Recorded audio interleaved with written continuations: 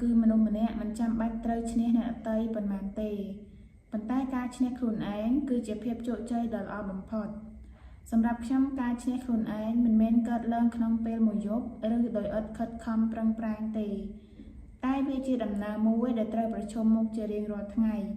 ជាមួយការស្ទាក់ស្ទើរសំណួរចំពោះខ្លួនឯងនិងអារម្មណ៍ចង់បោះបង់នៅពេលខ្លះមានពេលខ្លះខ្ញុំគិតថាខ្លួនមិនគួរបន្តទៀតទេព្រោះមានអារម្មណ៍ថាធុញនឿយហត់ហើយខកខានដំណើរជាច្រើនផងដែរ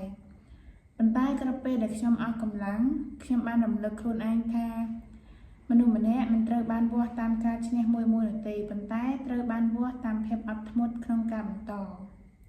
ខ្ញុំបានបង្រៀនខ្លួនឯងថាការឈ្នះខ្លួនឯងគឺនាំមកនៅជាមួយការយល់ពីខ្លួនឯងផងដែរត្បិតដឹងថាខ្លួនឯងជាមនុស្សដូចម្ដេច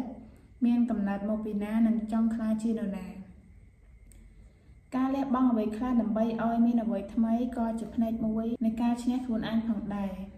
ខ្ញុំបានរៀនចេះពីភាពមានវិន័យការបង្កើតទម្លាប់ល្អៗនិងការអត់ធ្មត់ក្នុងការអភិវឌ្ឍខ្លួនឯងជាបន្តបន្ទាប់គឺជាគន្លឹះនៃការផ្លាស់ប្ដូរជីវិតអ្វីដែលខ្ញុំបានរៀនពីការឈ្នះខ្លួនឯងនោះគឺមិនមែនត្រូវខិតខំធ្វើខ្លួនឲ្យក្លាយជាមនុស្សល្អឥតខ្ចោះទេប៉ុន្តែត្រូវខិតខំធ្វើឲ្យក្លាយជាខ្លួនឯងដ៏ល្អជាងពីម្សិលមិញ